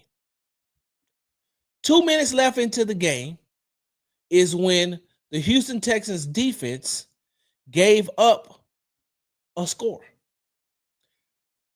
They had been pitching a shut. They gave up 7 points in the first quarter to the Buccaneers. They gave up 7 points in the second quarter to the Buccaneers. They didn't relinquish any points in the third quarter. And in the fourth quarter, at the end of the game, they finally gave up a touchdown, another touchdown. In 2 games, they've only given up 17 points. And you got to factor in the last the last drive, Baker Mayfield. I won't take that away from him. 17 points. Did you hear me say that the Texans offense only averages 14 points? Now, if the defense is only giving up 17, only 17, but the offense can only score 14, there's no possible way in hell that you think that Daniel Jones, you think Danny Dimes is Matthew Stafford? Do you believe that Danny Dimes is Baker Mayfield? Because if you believe that he's either one of those quarterbacks, the Colts have a chance. The Colts have a chance. If you believe that he's any one of those, I was an AR guy, but Danny Dimes got me believing in him. He's balling, lots of weapons. But they should have lost to the Broncos yesterday. They should have lost to the Broncos. It says the Colts rips us a new one. Not gonna lie, the Colts know. Who? Anybody else watch the Colts game besides me on Sunday? See, I watched the Colts game because at that time, the Broncos was my fantasy football defense. So I watched the game. And at the end of the game, they shit the bed. not wet it. They pooped in it. And a fake call got them another opportunity to win the game. What are we talking about here? Do not get me wrong. I like Tyler Warren, the tight end. I like Jonathan Taylor. I don't know what Daniel Jones can do when he's under pressure. Does he like to take the ball down and run? Yes, but he's no Baker Mayfield. He is no Baker Mayfield. I digress. The Houston Texans special teams had an outstanding did an outstanding job on Monday night. They blocked a punt. Jalen Noel had a 54-yard return in order to get them into position to win the game. They caused a missed field goal. I mean, they were balling. And so, which brings me to my next point. You all just heard me give this dissertation when I was talking to A Joe Bet. Hey, nice to see you, man. Come back. We all family here. This AFC South love. They shoot at each other back and forth. Hey, I'm not a Texas fan. I just cover the Texans, so I watched a lot of the AFC South. And thanks for joining the show. A lot of people are upset with the defense. Now, they're more upset with the offense than they are with the defense, but a lot of people are upset with the defense, in particular on that last drive. Let's start here, right? Let's not start here, because let's get to where I'm going to get to. But let's talk about this. I did not like the way that the Texans defense came out early in the game. They did not set the tone in the way that they needed to, as far as the run game is stopping the run game is concerned. In the first half, they let Bucky Irvin average 5.9 yards a carry, and they let Rachaad White average 5 yards a carry. So Bucky Irvin averaged almost 6 yards a carry, and Rachaad White averaged 5 yards a carry. You're not going to stay or compete in any game when you're giving up that many yards per run play, because every time you're just making the field short for them. You're always making the field short for them. You're always making the drive short for them. Now, as time went on, they were able to do some things, but the Houston Texans defense gave up 169 yards rushing. 169 yards rushing. A lot of that came from not tackling. There was a lot of missed tackles. Patton said that D-line was still in week 1 last night. Yeah, I'm not going to even lie. Sheldon Rankins seemed like he was the only defensive lineman that really came to play last night on Monday night. But they look bad. And when you're running that wide 9 concept, meaning that the wide 9 means that Will Anderson Jr. is on the outside shoulder of the last man on this side of the line, and Danielle Hunter is doing the exact same thing on the other side. Does that leave the middle of those run lanes exposed? It can, just depending on what they're running. But that's when the defensive line, the defensive tackles, have to step up and try to cause as much chaos and confusion until the linebackers come. Last night was the first time that I seen that front 7 not really be as productive as they needed to be, which is still, and just like what Patton said, which is highly unlikely for a Miko defense. Yes, 169 yards rushing is a lot, and you giving up 169 yards rushing like that, you're going to put your team in a bad situation. You're going to put your team in a situation to whereas they're going to, you're always going to be playing from behind the sticks. What I mean by playing behind the sticks is if you got it, Baker Mayfield can pick up 2 yards with his eyes closed. And don't get me wrong. you figure that if you stop Baker Mayfield, right? If you stop Baker Mayfield from passing, what did he end up with? He ended up with 215 yards passing. He only had 109 in the first half. And he had 2 touchdowns in the first half and didn't have any touchdowns in the passing touchdowns in the second half. So you figure that if you could stop him from passing and getting the ball to Mike Evans, getting the ball to the rookie Emeka Egbuka, like you stop him from letting him operate the way that he wants to freely, you should. I'm not going to even lie to you. I forgot Bucky Irvin was in the league. I didn't even remember that Bucky Irvin was in the league. I did not. I don't even know who Rachaad White is. I know who Bucky Irvin is. I've never heard of Rachaad White. It's no disrespect to you, Mr. White. It's not. I've never heard of you before. But in the first half, you're averaging 5 yards a carry. And Bucky Irvin is averaging 5.9 yards a carry. Something ain't right. Something is not right. And when you look at that, oh my God, y'all give me a second. Oh, I forgot. Give me a second. Chrissy, I'm almost done. I'll come cook in just a second. Are you hungry? I forgot I gotta cook dinner. Sheesh. I forgot I gotta cook dinner. I gotta hurry this thing up. But you can't give up 169 yards rushing and expect you can't give up 169 yards rushing and then expect to still win the game. And even though you held them to 14 points until the last 2 minutes of the game, you got to get better.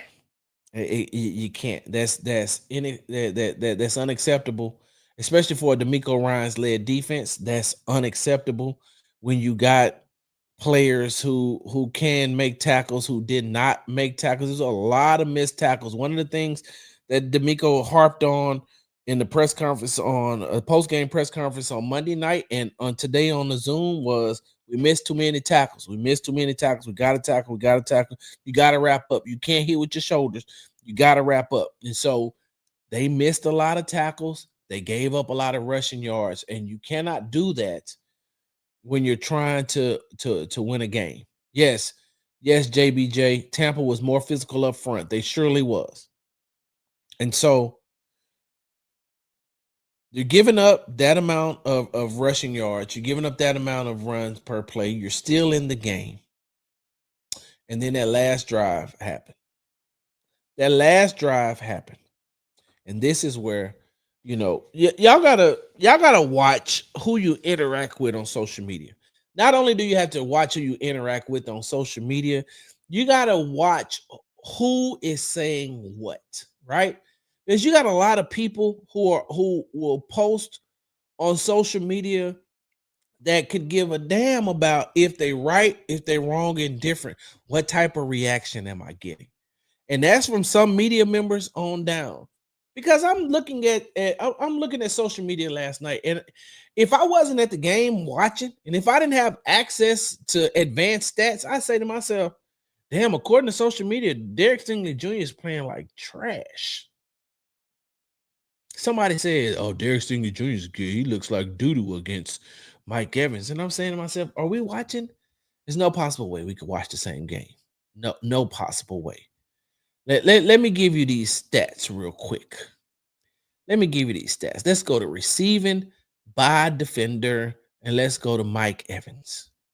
It says Mike Evans by nearest defender. Cornerback, Derek Stingley. 9 targets, 3 receptions, 36 yards.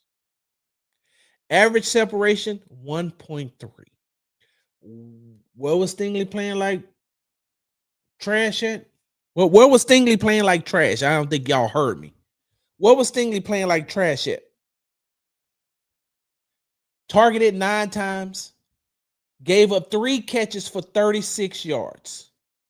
You know how many routes Mike Evans ran against Derek Stingley Jr.? 29.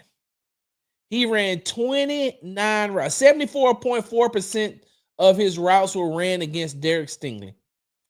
And Stingley pressed him 65.5% of the time. And he gave up 3 catches for 36 yards. If you leave it up to these dweebs and these nutsacks, they'll tell you some of the craziest stuff you've ever heard online. They'll let you, they'll make you think that Derek Stingley and Kamari Lassiter ain't balling when they are balling. If I don't know nothing else, those two in the first 2 weeks look exactly how you would expect them to look. Derek Stingley is having one hell of a year already in 2 games. I digress. You want to talk about the defense. You want to talk about how they gave up the play, right? You want to talk about how they gave up the game-winning touchdown. Raise your hand if you know how many plays the defense played on Monday night. Raise your hand if you know how many plays the defense played and how many plays the offense for the Texans ran. Okay, I got to go cook. I'll speed this thing up. The Texans defense was on the field for 72 plays. 72. The offense ran 46 plays. Now, I'm not a math major. The best thing about math for me is counting money. I'm cool with that. As long as I know how to count money, I'm cool. I ain't no math major. Sometimes I still go like this or use my fingers. Sometimes I use my toes. Sometimes I got to write it out. Sometimes I got to use my phone. I ain't no math major. But I do know that if your offense is only on the field for 46 plays and your defense is on the field for 72, that's a lot of plays. That is a lot of plays. That's a lot. On the Texans cookout today, when I was asked, "Hey, what was your one big takeaway from the game?" Is that the offense did not help out the defense, and that's why you seen them at the end. Where's the defense out? Exactly, Robert. Exactly. Where's the defense out? That's why at the end you seen them gasping for air.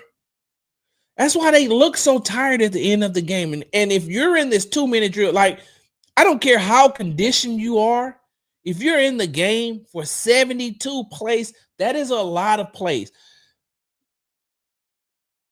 The Tampa Bay Buccaneers, if I'm not mistaken, had the ball for almost 40 minutes on offense. Almost 40 minutes. Let me make sure I give you all the right stats. Team stats. Time of possession. Where is it? Hold on. Boop, boop, ba-doo, boop, boop, ba-doo. Oh, I'm sorry. Yeah. Time of possession. The Tampa Bay Buccaneers offense was on the field for 37 minutes. 37 minutes. This will cause injuries too. Exactly. Thank you. Go kick. Is that it? You from Louisiana. I see how you spell go. But 37 minutes and 9 seconds they were on the field. The Texas defense. The Texas offense was only on the field for 22 minutes and 51 seconds. How in the hell do you expect this defense to hold up for that long going up against a player like Baker Mayfield? I get it. I understand. They got him down to 4th and 10, and we're going to talk about the play. We're going to even look at the play that they converted on 4th and 10, and you know how everybody's talking about Henry Toa. I get it. I got it. That's cool. Everybody got their own opinions. Everybody's entitled to their own opinions. That's cool. I look at it a little bit different, but what you all see is what you all see, right? because I'm taking into totality of everything that happened.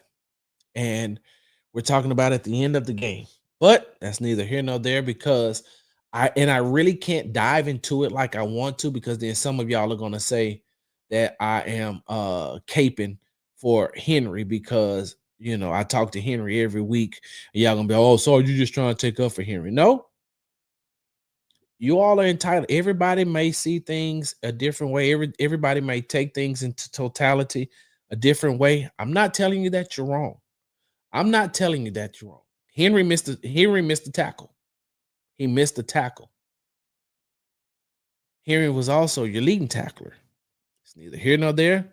Henry also didn't play bad in coverage. Not bad. He didn't play great, but he didn't play bad in coverage. And I got to talk to Aziz on Wednesday about this interception that he should have had. It's like you went to that skills camp, that defensive back skills camp with Derek Stingley Sr., and you didn't come up with that catch. But I blame the defense for I blame the defense for their run, for the run defense. I blame the defense for their run, not being able to stop the run. Excuse me. I blame them for not being able to stop the run. Sorry, you need to go to Jacksonville. No, I can't make it to Jacksonville. Plus, I got a 5K this weekend. I blame the Texans defense for not being able to stop the run. I blame the Texans defense for having, I'll let you know, I got it written right here. I told y'all, look, man, I be doing my work, man. I'm old school. I write stuff down. I blame them for their run defense, giving up 169 yards rushing, right? I blame them for that. I blame them for having 12 missed tackles. I blame them for that. Even though I can make a case that if we go missed tackles at the end of the game compared to the beginning of the game, yeah, I don't want to use stats because stats can be skewed, which means that I can make that 12 benefit me in the way that I look at it. So I'm just going to say they had 12 missed tackles, and that's still unacceptable. 12 missed tackles, gave up 169 yards rushing, right? But to blame them for losing the game, I don't even know if I can really talk football with you. You know who be doing all that? Hold on, let me tell you. Do y'all know this? Do y'all know who this is?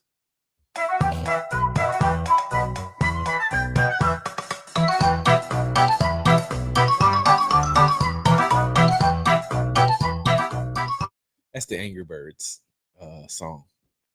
That's what I look at. You remember Twitter when it was X, when it was Twitter, used to be a little bird. And that's what I say. It's a bunch of little angry birds all the time, just chirping away on Twitter. Just chirping. It's the defense's fault. Derek Stingley Jr. looks like blah, blah, blah. It's the defense's fault. I get it. They was on the field for 37 minutes. And the crazy part about it is, it was almost more. That's another story for another time. But now, let me turn my attention to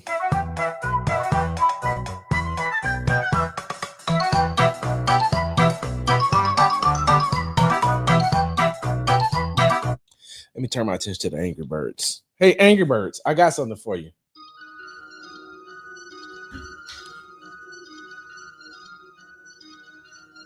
I just looked at my wrist, I got time today. Get them crossing the line today. The hate be so real, the love be fake. Be bumping they gums and bumping my tape. Don't. I just looked at my wrist. I got time today.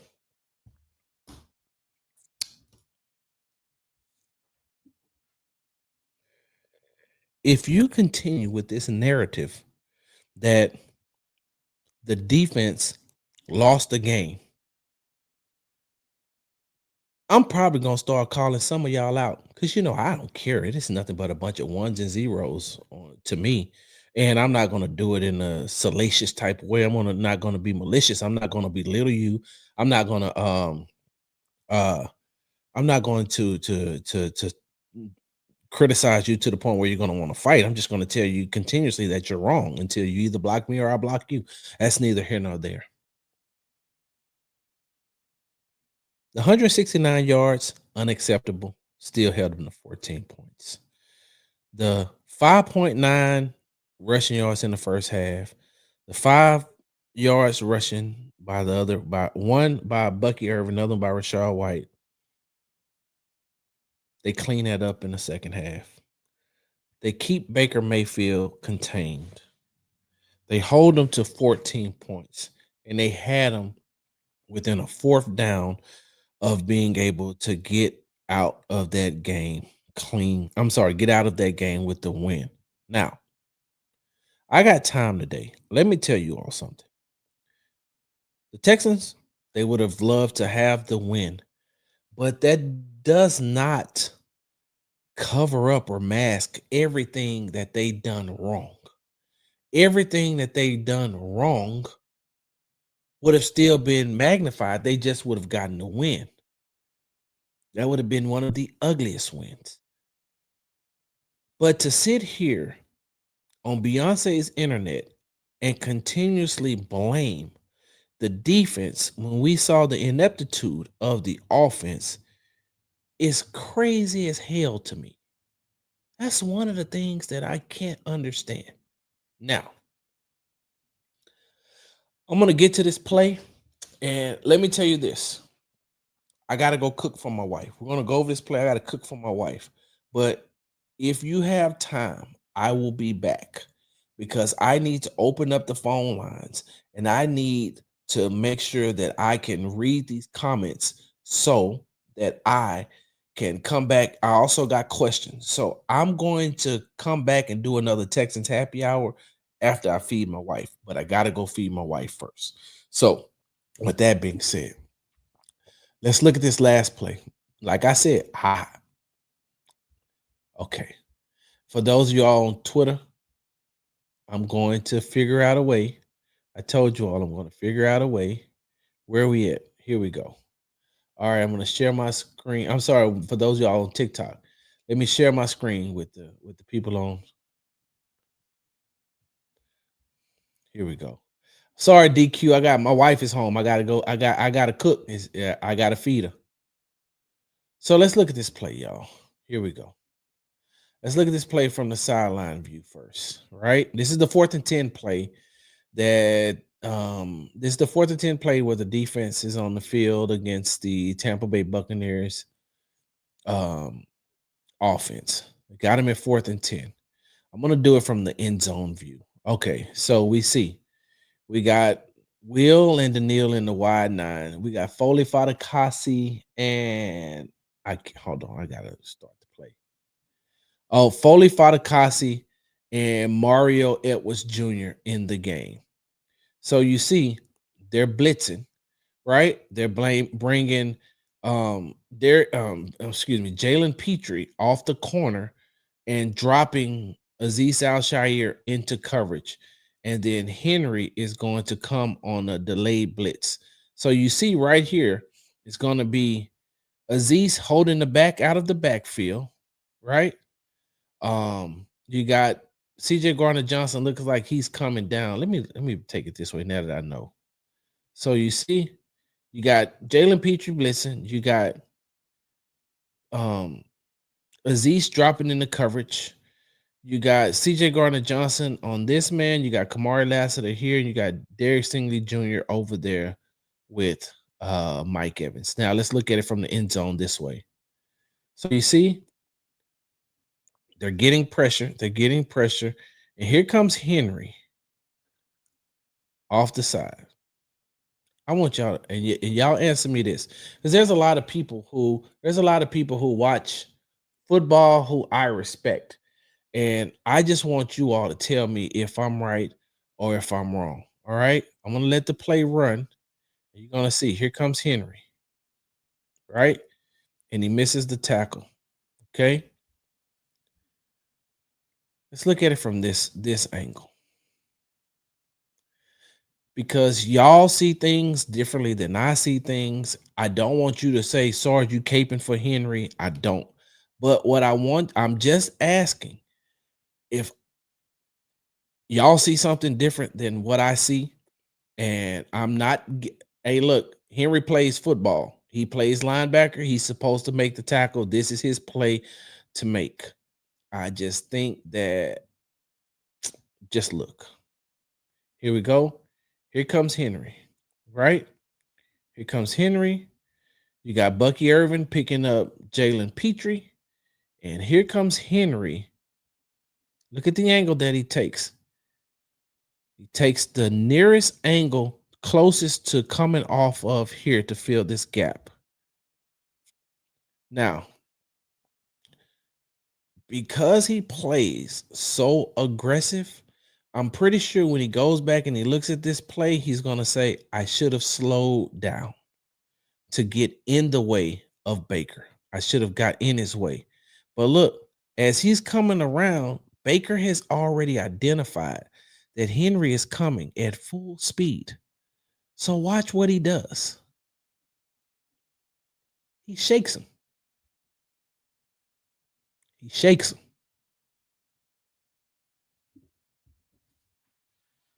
Baker Mayfield was shaking people all night. I understand. Sure. Let's blame Henry. This is his job. This is Henry's job to tackle the quarterback. What happened was, because he plays with his hair on fire, I'm pretty sure when he goes back and he looks for future references, when they run this defensive play again, they're going to tell him, hey, one, KYP, know your personnel, slow yourself down. We don't need you to make the sack. We just need you to get in the way. And that's where Henry made the mistake. I'm more putting the blame on him for not breaking down than I am for him missing the tackle, because this isn't an easy tackle to make when you're coming full speed and you're trying to arm tackle. If Henry when he comes around this lineman and he slows himself down, now he gets in front of Baker. At this point, he shouldn't be trying to make the sack. He should be just trying to get in front of him and flush him into the pressure. Watch. Now, if Henry just gets in the way right here, he flushes him back into all of this. Just get in the way.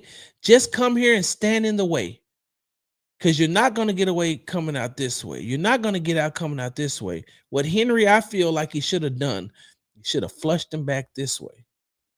When you look at the sideline view, when you look at the sideline view, the way Henry is coming, you've got to know that this is his escape route. Stand in the way. You don't have to make the play. I know you want to make the sack. Stand in the way. The good thing about me talking to Henry every week is we're going to go over this play on either tomorrow, which is Wednesday, or Thursday. I'm going to ask him about this, and I will have an answer for you all. But let's look at it from the end zone. If he flushes him, all you got to do is get in the way. Just come here and stop. Baker has already adjusted for Henry, right? He's already adjusted. And you're not going to bring Baker Mayfield down at this angle.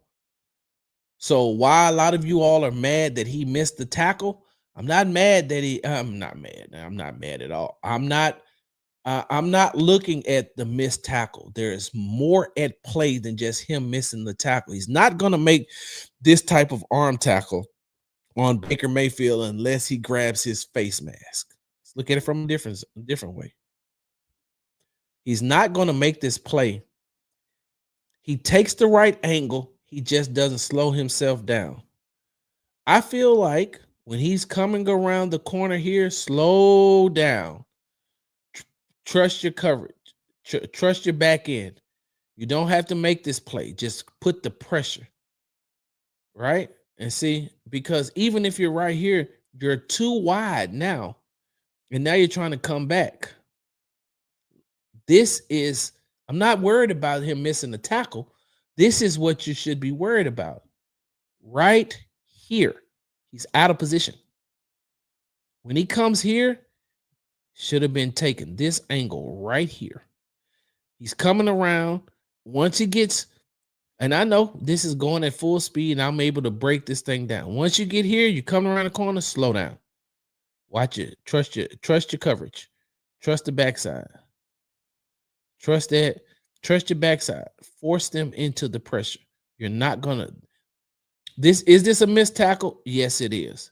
Nobody. Will and Daniil are probably the only ones that can make this tackle. Will and Daniil are probably the only one. Will, if he reaches out and grab you right here, he's got you. If Daniil reaches out and grab you right here, he has you. Henry hasn't played enough NFL football at this position yet to be able to do this. One thing that Will Anderson Jr. has learned from Daniil is how to make your hands stronger. But this is this angle right here. You're never going to stop Baker Mayfield taking this angle. You're not. And Baker Mayfield, look, he's a running quarterback. So his mindset is, hey, look, I planted right and I'm going to cut back left because I got all this open field once that happens. And that's exactly what happened.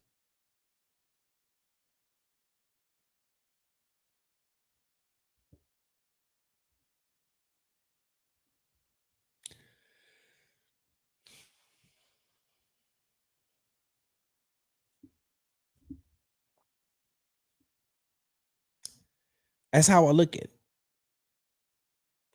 Don't let these people on the internet gaslight you talking about he missed the tackle. The missed tackle, if somebody is telling you, if their sole purpose is to just keep talking about the missed tackle, if their sole purpose is just to keep talking about how he missed the tackle, stop talking football with that person. Stop talking football with that person because they're not watching. They're not looking. I knew that I knew that before I even watched the play slow down. I didn't even have access to that until this morning. I just watched, and I'm saying to myself, something ain't right. Something ain't right. Something is not right. I don't care. Listen, let me tell you something. There's not too many people in the NFL that can arm tackle. It's not. But when I'm looking, and like I said, I am going to ask Henry, hey, on that play, was your responsibility the gap to get in front of Baker? That's what I'm going to ask. The only thing he can tell me is yes or no, or he's like, Sarge, I got to do better. If he says that, then okay. I'm going to tell you exactly what he tells me. Because I'm going to tell him, I'm asking you this question on the record. I'm not going to video it or anything, but I'm going to ask him the question on the record. So if you're talking football with somebody, right? If you're talking football with somebody and they say, we lost the game because Henry missed a tackle. No, you lost the game because Henry was out of position. You didn't lose the game because Henry missed the tackle. You lost I don't even want to say lost the game. You didn't give up. The Texans didn't give up a 4th and 10 play because Henry Toa missed the tackle. The Buccaneers converted on 4th and 10 because Henry did not play sound gap responsibility.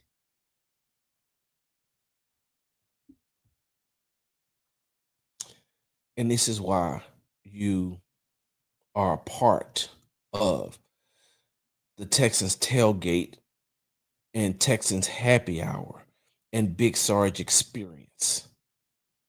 There's been a lot of you all who are watching anonymously who have written me off. Hey, look, everybody can watch. I'm cool with that. Hell, you've been using my takes anyway. There ain't no reason to stop today. With that being said, there's a lot of you all that write me off because of my platform, because you don't hear me on the radio every day, because, I don't work for these major platforms or whatever the case may be. And that's cool. I can't like who you like. Let me tell you something real quickly. when my late wife Jamila was living, right? She has 4 kids from a previous marriage. Those kids became my kids, right? Those kids became my kids. Their dad is not the best person in the world. Their dad is, I think that man got 15 kids. I think that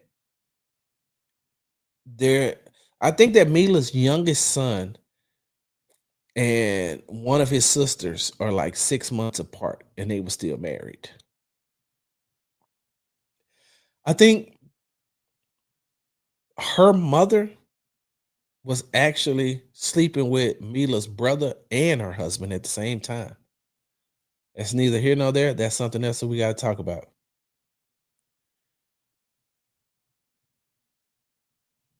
You know what I used to tell him? I'm not finna say nothing bad about your daddy. If you love your daddy, love your daddy. It's not my responsibility or my place to tell you not to love your daddy. I'm not here to tell you not to love your pops. That's your daddy. He ain't my daddy. So how I feel about him don't mean nothing. I didn't badmouth that. I never badmouthed him. I always responded to what he said to me. I always responded to what he said to me. I never initiated because I didn't care. I don't care about you, bro. I don't. I'm here. I'm married. I don't care. If these are your kids, hey, they all have phones. You know how I know? Because I'm paying for them. You want to call them? You want to talk to them? Call them. Don't call my wife. You ain't got no, there's no business to be discussed between you and my wife. She don't want to talk to you. Them your kids. Talk to your kids. This is even before we got married. I used to be like, hey, bro, your kids are in school. Why are you calling here? Why are you calling this phone? Them your kids. I used to tell the kids all the time, hey, man, if you love your pops, love your pops. I ain't tripping on that. Love who you love. Bro, I don't care. That's your daddy, not mine. I don't care. Y'all are going to see who he is for yourself. That ain't got nothing to do with that. They ain't got nothing to do with me. And over time, and to this day, right now, they see.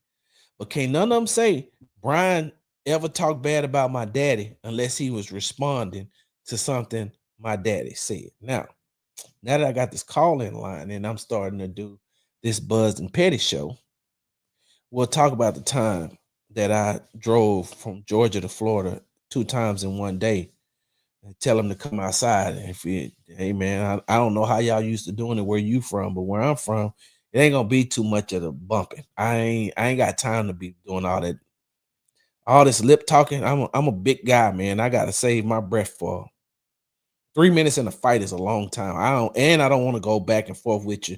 I'm not a thumb thug, bro. So I'm not finna text back and forth with you. I'm not finna bump gums with you back and forth. If you got something you need to get off your chest, let's do this face to face, man to man. I'll tell you about that. I'll also tell you about the time I pulled up at his mama's house and he wouldn't come outside. That's neither here nor there. I digress. The reason why I tell you all that is, hey man, wherever you love getting your Texans content from, get it. Wherever you like getting your Texans, catch this square. Hey, you're right, Senior Boble. Catch that square. Listen, wherever you get your Texans content from, whoever you like following, whoever you like listen to, I have no problem with that. That's your preference. They're your preference. I may not be your preference, or I may be your preference, and they might not be your preference. It's okay. That don't bother me none. The only thing that I don't like is don't talk down on me and my platform because you don't like it. Then go where you like it. Go where you like it. If you don't like it over here, you gotta talk down on it. I don't tell you, you're gonna miss out on a lot of stuff. This over here, this some good shit over here. This over here, this is good. I had to cop a square in jail one time. Conditionally accepted. All right, y'all, I gotta go cook for my wife. I will be back. I will be back, y'all. Hey, appreciate it, TikTok. Let me end that right now because my wife is hungry. I'm coming. I had to tell her that. All right, y'all. Man, this has been amazing. When I come back, after I cook, We come back and I come back on here, the phone lines will be open. Oh, hold on. Y'all give me a second. Y'all take this number down. 281-940-4416. That don't even sound right, do it? 281-940-44. Sounds ridiculous. 281-940-4416. I need to write that down because I was looking for that number today. I was like, hey, man, what's that number again? 281-440. Oh, 940. 281-940. You know what? You know what the crazy part about it was? Okay, hold on. And let me tell you what the crazy part about it is. Tay, I'm gonna try to do it in about an hour and a half. I gotta fix my I gotta go fix my wife the dinner. I gotta fix my wife. Pull up at baby daddy mom's. Yeah, I did. Hey, look, you know what the crazy part about 281-330-8004? 281-330. Y'all do realize that O is a letter and 0 is a number. Y'all know that, right? Y'all know that O is a letter, not a number. So when you be giving out your number, yeah, 281-940. Hold on, my guy. Pump your brakes. Pump your brakes. 281-33. What? What are you saying? 281-94 what?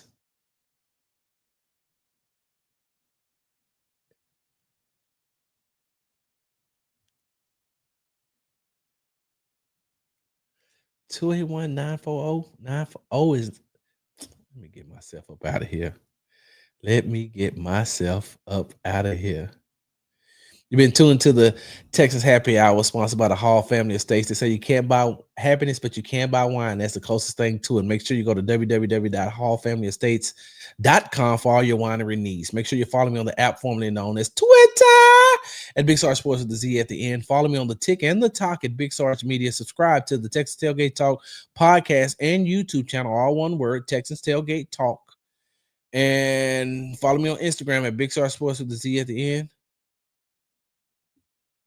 Because, you know, we do everything for the gram. And Texans fans, please, please, please, by Wednesday, I hope that you do not have Emotional damage. Big Sarge. I'm out. Big Sarge.